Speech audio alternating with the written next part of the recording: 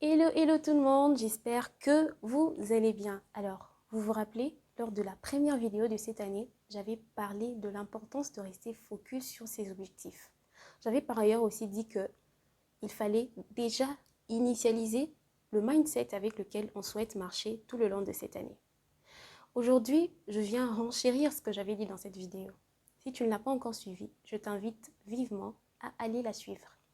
Le lien est juste là-haut, mais aussi dans la description. Ce que je veux faire aujourd'hui, c'est te parler de comment faire pour vraiment initialiser ce mindset de manière plus objective. Et ce, au travers d'un élément très important qui est la préparation. La préparation, c'est cette étape où on s'organise, on met en place les choses et on s'arme avant le départ. Et si on souhaite réellement initialiser son mindset avec l'aide de la préparation, il faudrait premièrement savoir à quoi sert la préparation. Alors la préparation a pour rôle de t'aider à être prêt pour atteindre tes objectifs en te mettant dans des conditions optimales afin que tu puisses réussir. Donc pendant la préparation, tu as plusieurs cartes.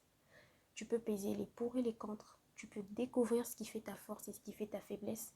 Tu peux choisir avec qui tu veux marcher pendant cette année, avec quoi tu veux marcher et comment tu veux marcher. Tu peux comprendre ce qui te stabilise et ce qui te déstabilise. Donc c'est une étape où presque tout est au bruyant avant de passer à l'examen final. Il est aussi important de savoir que produit la préparation. Eh bien, la préparation, quand elle est bien faite, elle t'emmènera à libérer tes potentiels et à les exercer de manière objective.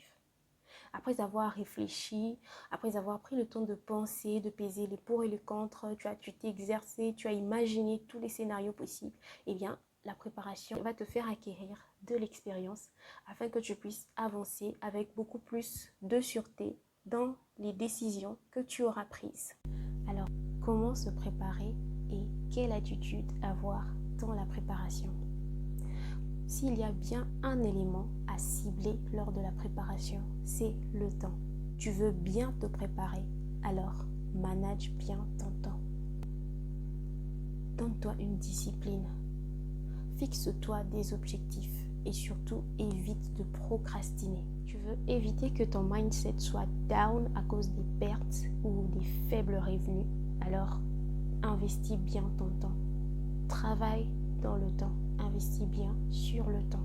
Puisque le temps est un élément clé pour la réussite de tes futurs projets, alors c'est dans la préparation que tu dois apprendre à bien les gérer. C'est dans la préparation que tu dois apprendre à respecter le temps. C'est dans la préparation que tu dois apprendre à respecter les limites du temps.